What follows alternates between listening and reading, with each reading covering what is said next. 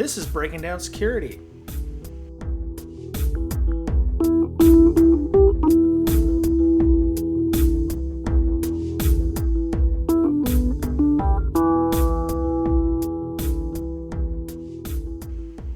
Hello, everybody. Welcome back.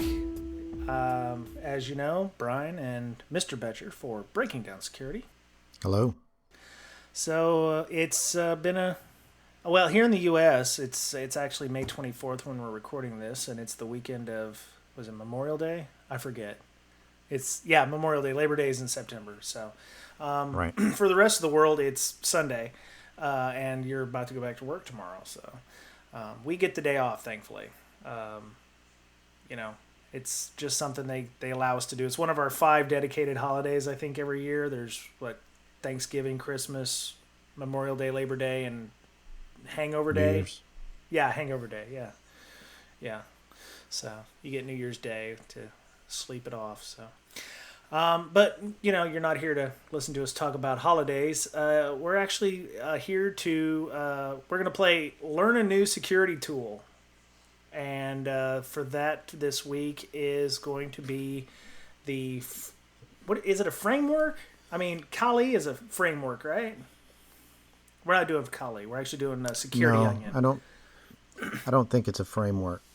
I don't think it's learn a new security tool. I think it's maybe learn of a new security tool, right? Because we're not going to teach. I didn't want to say let's learn. I didn't want to say learn. What was I going to say? Know a security tool, and then I was be like, well, Mr. Betcher is already been done, so we already know about him, and he's a security tool. So I am a tool. Yeah, so I wanted to try to make it so it wasn't going to be like that. So no setup, if you will. So yeah, we're going to learn about Security Onion, which it's one of those things that I've heard about. It's kind of on the periphery of my mind. What does it do exactly, Mr. Betcher? Well, Security Onion, you would take the distribution, which is a download, install it somewhere on your network, put it in a listening mode or span port, and then you'll be able to use certain tools that come with it to monitor network traffic. Okay. Now, this can be a standalone device, or you could put a bunch of sensors out, Security Onion sensors, in various locations and have like a centralized console. Mm-hmm. Yeah, and it comes in, like you said, it comes in 3 different flavors when you're doing the installation, and it runs on Ubuntu LTS. Right now, 12.04 I think is the latest one. But it runs in three different types. You've got a management server, the standalone server, and a sensor server. So if you install like a standalone, let's say you only have a network big enough for the standalone server, you're going to get the management server and the sensor on one box. If you have a mega huge network with tens of thousands of hosts and network segments and whatever, you could have a management server and then a bunch of sensor servers which will take in data presumably and push that data back to the management server or make it available to the management server to be able to disseminate and to carve up IDS alerts and really that's what it is. It's like an IDS on steroids. I don't know if I'd say it's a IDS on steroids, but yeah, the you were right. The data is stored on the sensors, and then they are queried by the management server if you have a distributed setup like that. So IDS on steroids. I don't know. I mean, there's a lot of commercial IDSs that you deploy all these sensors and things, but it's basically a distribution with a lot of free tools on it. It's completely free to do your own network security monitoring. So it kind of pulls all those different tools that you might use together in one distro. Yeah, and it actually has a number of different IDSs on it. You traditionalists can use Snort, the old venerable SourceFire Snort. They also have Suricata, which is, I would guess they called it an upgraded Snort because the idea was Snort was a single-threaded model, so You could have a 12 core server, and Snort would only use one of those cores to be able to process traffic. So if you have a massive network, you need multiple cores to be able to process all the necessary traffic. So Suricata was kind of the multi-threaded version of Snort. As a matter of fact, they share the same type of alert signatures. Yeah, I mean, they work interchangeably. And then finally, you have Bro, which I really need to get spun up on, because I hear it's really, really. We don't endorse things, but I've heard that it's really good. IDS. Yeah, when we were going to talk about IDS, I don't know, 6 months ago, I did a little bit of looking into Bro. Yeah. And it's a different way of capturing traffic. Yeah. So it does it. It's application based or something instead of. Yeah, really, I don't want to speculate, and that's definitely something for another podcast. Either a Bro specific podcast or just one that breaks down a bunch of the different types of IDSs. So. Right. So not only IDSs, but there's other tools on there as well for packet analysis, which I found interesting. Obviously, you have your TCP dump and Wiresharks, and but there's other tools as well, like XPlico? Explico. Okay. Explico. And yeah. What does that allow you to do? Well, it's basically for helping you with network forensics, right? You can analyze the data, and what's cool about it is you can reconstruct things like images and videos from the packets that are captured. And so that's you could also. I don't know why you would want to do that. I'm sure there are reasons that you would want to reconstruct video that's coming across the wire. Yeah. Or images as well. Well, I know you were... maybe somebody put some steganography in an image and you want to analyze it, something like that. Yeah, that could very well be the case. Or, you know what I was thinking when you were explaining about it? I'm sorry, there's an inside joke, folks. You'll know more later if you're actually a regular listener in the future. So if you know that a company has got malware on the network, and you know the malware is being passed around from computer to computer, you might use the PCAPs and Explico to maybe reconstruct the malware or the executable. I'm not sure. I would assume it would work in the same way as a video or an image or an email. Maybe you could reconstruct email. Explico has explicit tabs for videos and images, so I don't want to speculate on the malware type thing. It doesn't have a malware tab. Really? So well, I mean, any executable, if you wanted to, pull up anything. Sure. Open source forensic analysis tool. Okay. Wow. So it has concurrent users. Wow. So it's a pretty fancy deal. So wait a minute. So I have Security Onion on my box here, and I also find that Explico has its own website, so it's not part of the actual Security Onion. You can go and download these things separately without using Security Onion, right? Oh yeah, I mean, these are all separate tools, separate developers. For example, TCP dump. Yeah, right? yeah. Well, I mean, it's kind of like Kali. Kali is just a collection of tools that you would use for a pen test. Yeah.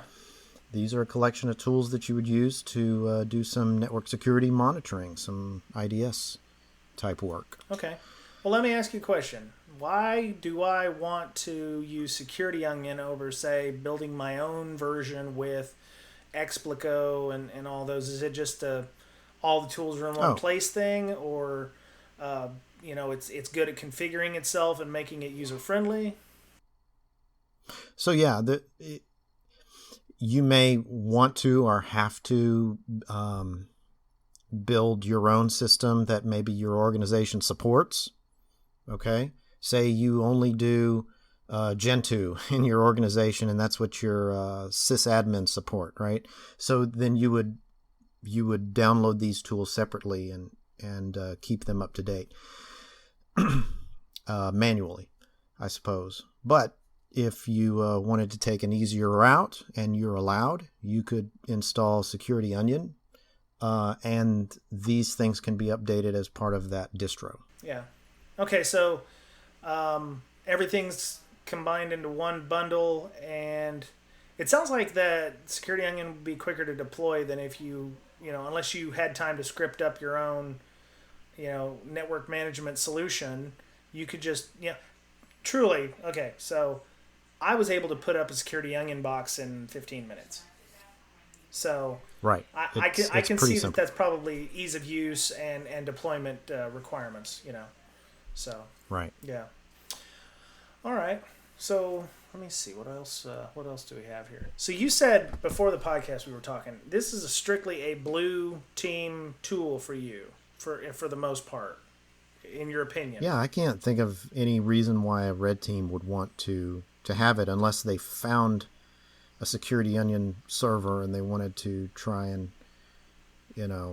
find ways to attack it, and that would be the only reason a red teamer would want to install it on their system, or to see what it does.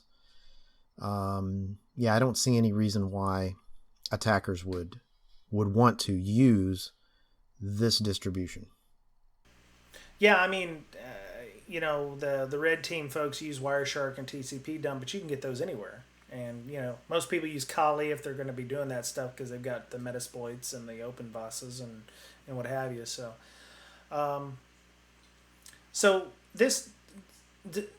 what is the Squiggle? It's a database, right? So it aggregates all the data into one nice location. Wouldn't you use a centralized log server for something like that, or is that?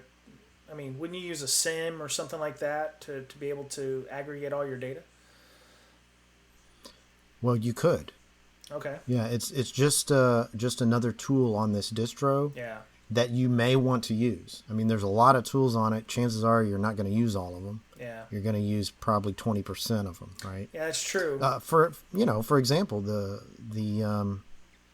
IDS is Bro. You're not going to use all three of those. Yeah. You're going to use one of them. Yeah, trying to use multiple IDS types on a network is probably not a good idea. So. Yeah. Yeah. So and that question in my mind is the signature based type of detection, going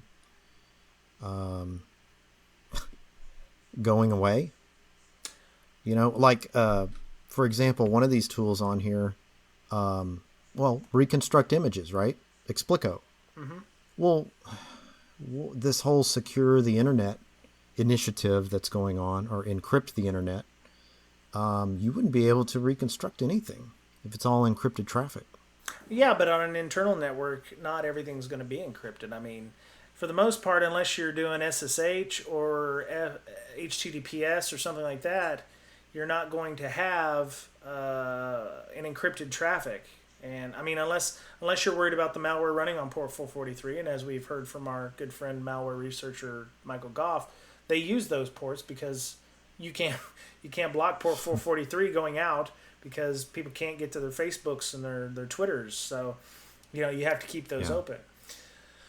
No, but in my organization, I would love to encrypt all traffic. Sure. Because then it can't be sniffed. Yeah, but OSs aren't set up for that. They're not set up to send everything through an SSH tunnel, if you will, or I mean, if you're connecting. But I'm saying the direction is going that way. Sure. So one of my questions is this really future proof? This Security Onion distro, the IDS in general, IDS, IPS. Yeah. Is it future proof? I think. Well, I mean, how old is antivirus? Antivirus is going on about 30 years old now. And you got me. The Dragon ID. I think Dragon was one of the earliest IDSs, and it came out in the mid '80s, which again is another 30 years old. I think that I think compliance drives a lot of old technology because it's slow to upgrade. I mean, how many years have we been touting, hey, you need to use secure passwords, and it's just finally starting to sink in with some people in some industries. You know, firewalls were a thing that was a novelty at one time. We were like, no, you got to use a firewall, or you got to have switches to be able to do X, Y, and Z. I think IDSs and IPSs will always have their place, just like the antivirus, because you got to check a box. You've got to have network monitoring of some kind. I mean, you've got to be able to monitor what's on your network, which is why, I think that they'll always be around. I don't see any reason why they're a necessary evil, just like the antivirus. Yeah, but will they be useful? Yes, you have to have them to check a box, but are you going to get anything out of them? Well, I mean, if they're going to go the way that you say and everything's going to be encrypted, at some point you're going to do like a WAF and you're going to plug your encryption keys or your decryption keys into your IDS to decrypt the traffic as it's flying around your network, which will make your IDS and IPS even more valuable to the bad guys because they'll have the keys to your kingdom in yet another location. Well, and then your traffic will be flying around unencrypted or whatever. But I'm sure that there's going to be a way to make these things useful, I'm sure. Yeah, but okay, so right. So you don't put a lot of stock into IDS, obviously, or it sounds like it. I mean, well, I don't put a lot of stock in IPS. IDS, I think, still has its usage, but as we've heard from a lot of security people recently, signature-based detection methods are not good anymore. Yeah, they're not going to get it done. Sure, I mean, and you're always chasing that. You're always chasing that rabbit with the signatures. You're always trying to play catch up. Yeah. And so that's what network security monitoring is about. Yeah, you need something to record the packets and make sure you're logging. That way, forensically, you can tell what happened after the fact. But as far as monitoring, it's another signature-based detection method. Well, let me ask you a question then. You want to monitor the network. You don't want to use IDS. Okay? I'm just playing devil's advocate here. You don't want to use IDS because you think signature-based IDSs are going the way of the dodo. There are other next-gen firewall-ish IDS things that block based on not protocol, but applications. So let's say you're wanting to run a web app. It will monitor the web app for, malicious type traffic. Are you advocating the use of, say, just log analysis only? Or, because an IDS gives you logs that you can then analyze for looking for bad things. But to look for bad things, you have to use filters or signatures to get any information out of those logs. So I'm not exactly sure where you're wanting to head with regard to IDS or log analysis. Yeah, you certainly need to log network traffic. Sure. Yeah. It's a requirement of many a compliance framework. That's right. And you certainly need that data there just in case. You have an event and you need to figure out what happens after the fact. How did this happen? What do I need to do to defend against it next time? That sort of thing. And yes, these log signatures do come into play at that point. Now with log analysis, though, you're only capturing like events. With an IDS, you can capture down to the packet level, which can help you with the forensic analysis. Without an IDS, you don't have the forensic analysis. Right. Yeah. And so that's why, you have to have an IDS to capture those packets going across the wire, etc. So you've answered your own question. Yes, there will always be a need for IDS. Well, is it really an intrusion detection system at that point? I mean, I don't know. No, right? I agree. I don't believe. You see where I'm going? I believe the idea of the IDS is going away, and maybe the network security monitor or the packet dissection device or the accelerated security software. I'm trying to figure out a decent acronym, but all I got was ASS there, so I can't use that one. Automated security scanner. I don't know. I think every server should come with some Corbomite, and that way if it does get hacked, then the attacker will find himself, in a pile of ash. I bow to your uber geekness. Very good, sir. Corbomite. Very nice. Very nice. Star Trek reference. Google it, folks. Yeah, so that was cool. Just a little aside, if you're thinking, well, why didn't you just have the guy or somebody from Security Onion on to discuss like we would normally do? We tried to get him on. His name is Doug Burks. He does do training for Security Onion. He has like a 2-day class. He actually does some online as well. We tried to get him on. Unfortunately, his time slot availability did not sync with our time slot availability. So he's uber busy. He's a very busy dude, I guess. Yeah. So what we're going to do is try to either get him in the future or get another developer. He's actually the lead developer, so he's the head cat herder, chief cat herder. So maybe we can get another cat herder, a lesser cat herder guy, maybe another one of the devs who work on it, to come on and discuss. So.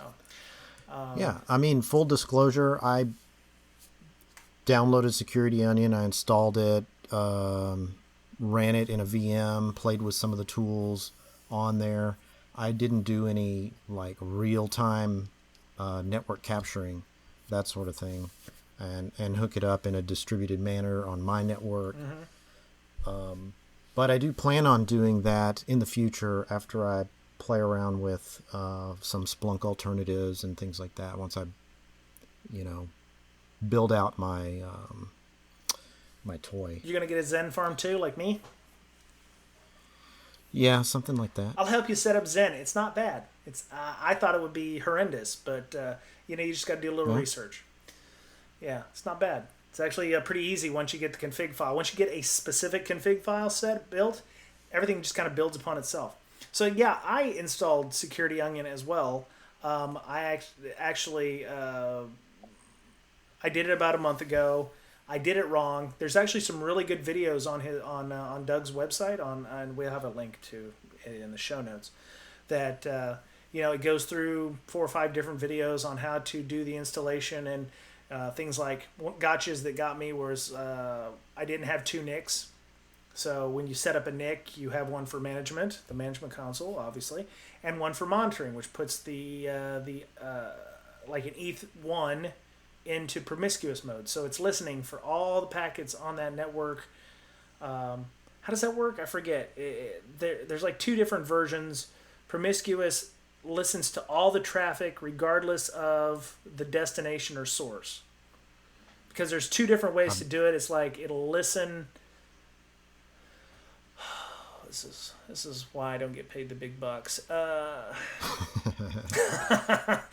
know because in wireless, there's 2 different promiscuous modes. There's a monitor mode and a promiscuous mode. And a monitor mode listens for everything around you, and the monitor mode is just listens for stuff for your MAC address. And promiscuous mode on a wired interface is where it listens for all the traffic regardless of who it is. And that's what you need. You need a management and a monitor mode or a promiscuous mode. It doesn't have an IP address. It doesn't respond to ARP requests, that kind of thing. Set it up in a span port or tap. That would be the best that place. Kind of thing. Yeah. So that's what I plan on doing, setting it up on the other side of my AT&T router, Lee Brotherston style. Remember we talked about that? We here at Bringing Down Security World Headquarters do not condone the tapping. Yeah. I would actually like to see what you're planning on doing there and tapping that network to see Yep, what you get coming across the wire there. That would be interesting. exactly. Now, is that going to be encrypted? I mean, does your router do any kind of gobbledygook to make it to decrypt it or decode it, or because I mean you're getting you're getting level 1 packets at that point. You're just raw ones and zeros. So there's got to be a way to convert it into something that's going to be useful, right? I don't know. I doubt it. I doubt it's encrypted. I doubt it's encrypted Seriously too. doubt Now, it. what I was just thinking was, is it going to be readable to a network tap? Might be something to talk to Lee. Yeah. I think it will be. Yeah. I think it will be. So Okay. yeah. I haven't studied up on it too much, but yeah, that's in the works after a couple other projects I've got going on. Yeah, okay. Wait. It'll come afterwards. Speaking of projects, I'm not happy What's with up? you, by the way. I have to find out on Twitter about your speaking engagement. You're going to be speaking Oh somewhere. yeah. Yes, I've been invited to speak at Hackformers in a couple of weeks. Okay. And Hackformers is an organization in Austin. They do InfoSec with a religious bent. That's right. Yeah. Mano Paul and Phil Byer and what's his name? Dang it. Austin. Austin Holt. Yes. I'm sorry, Austin. I saw your face and I just couldn't remember the name. Odd because you live in Austin. So yeah, you're gonna be speaking at Hackformers when? June 2nd? Oh, don't get me lying. I think it's June 2nd. First Friday in June. Yeah. It's gonna be June 5th. June 5th. I'm sorry, June 5th. Yeah. So if you're in the Austin area and you listen and you're not one of the 3 people that I've already mentioned, get on down to Hackformers. They're at the Microsoft Technology Center. There's a link in the show notes to Mr. Betcher's speaking engagement. I think you got to get on Eventbrite and RSVP. Pretty good information. Pretty good organization. They've had Dave Kennedy. They've had friend of the podcast Kevin Johnson. They've had a number of different folks come in and speak at that organization. Ed SCOTUS. So, Ed SCOTUS. Hey, right. you know what? It's an honor to be mentioned with those fellas. And that's one reason I accept it. Just to get out there and present. Be associated with the organization and also, it's practice. I mean, the more you get out there, the more you present, the more confident you are.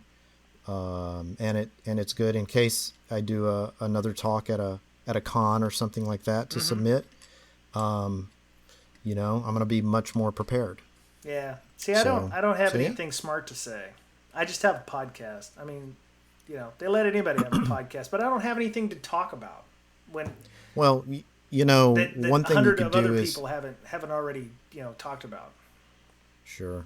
Well, one way to do it is, hey, set up a Security Onion and just click a bunch of things on the internet and maybe try to analyze what goes through. Who knows what you'll find? Yeah, it could be something to do. Yeah. That's something. Maybe download what is this free Splunk-like tool suite that we were talking about earlier? Oh, the Elk Stack. Yeah, Yeah. We're getting off on a tangent here, but I wanted to find a Splunk replacement, and I found this thing called Elk. It's like a LAMP configuration. It uses Kibana, Logstash, and Elasticsearch, and they're all free. But apparently Elasticsearch is kind of a big deal if you use a lot of cloud-based applications. I know that a friend of mine who works at a specific company that I can't name, they use it quite a bit. They have several hundred Elasticsearch boxes that they use, and they use Kibana, and it's a way of aggregating and analyzing massive amounts of log files, and they use Splunk as well, but they use Elasticsearch for secondary analysis of various things. So Yeah, so I was gonna check that out. Okay. Before I did the tap. Yeah. And work on some things with those. Just check them out, see how they work. Yeah. Who knows? I mean, what you can find, security researchers, they find things, and then they Yeah. do talks on them, right? Well, yeah, and I think I may be cowed a little bit by the whole idea because you've got all these people like the Dave Kennedys and those folks who they got time for that stuff. I don't know if it's just I've got ADD or something, but I can't seem to concentrate on one thing for long enough, or I want to do those things, but I find myself wanting to go over here and do this thing, and it's not necessarily a security bit. Like I set up Zen on my box over here. I had to do it a couple of times.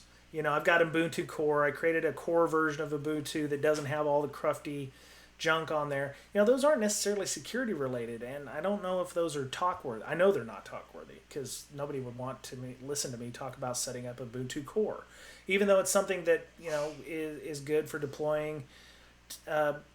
Having a more simplified gold disk or asset management, knowing what's under the hood on your assets is one of the top security controls.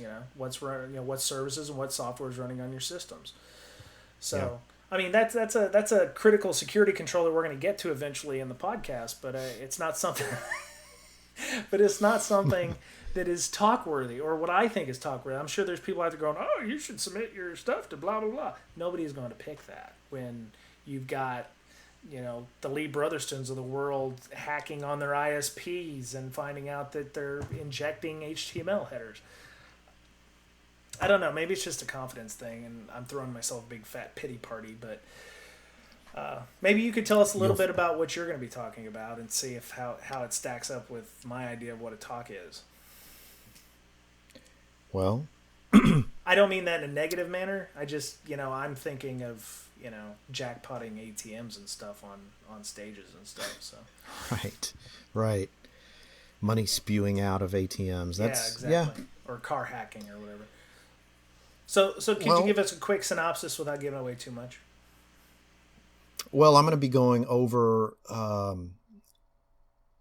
some critical controls, right? I'm not going to be doing the SANS critical controls. It's something different, something that maybe we're not, you aren't aware of, Brian Brake. But yeah, there's other lists out there, and I'm going to be going over another list and maybe giving some examples of very small things that may lead to bigger attacks, right, in your organization. Yep. Going over some examples of that and how these controls can help mitigate them. Nice. So you're cheating on me with another critical security control list? Wow, that hurts, man. Potentially. Wow, that hurts. It really hurts.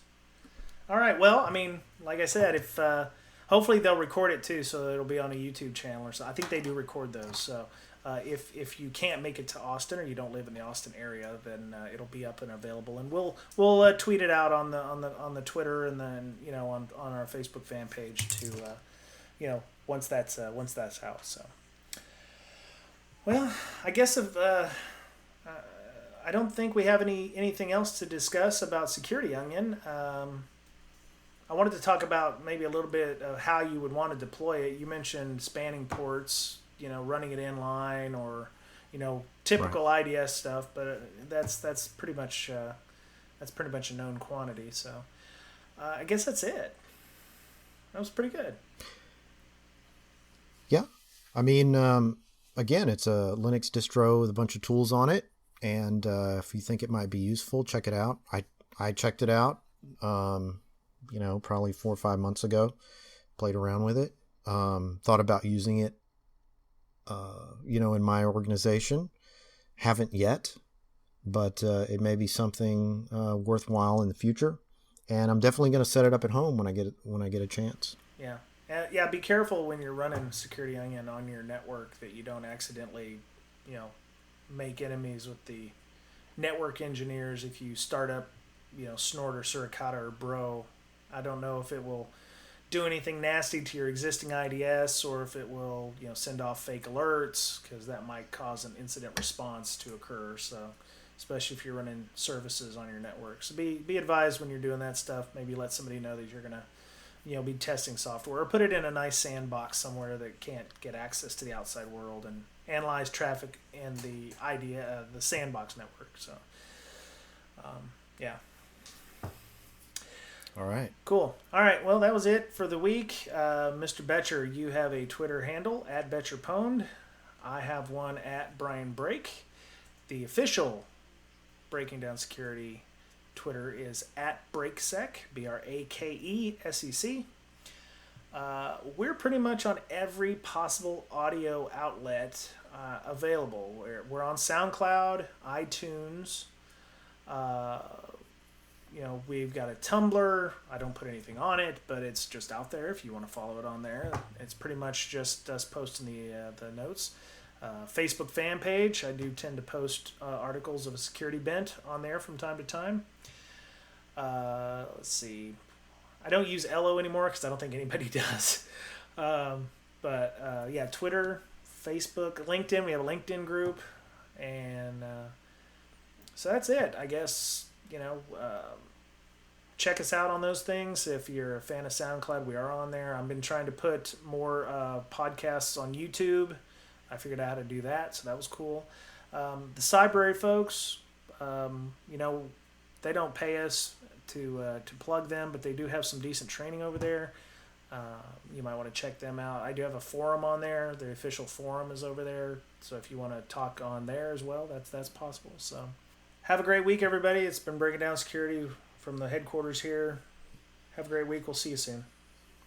Bye-bye.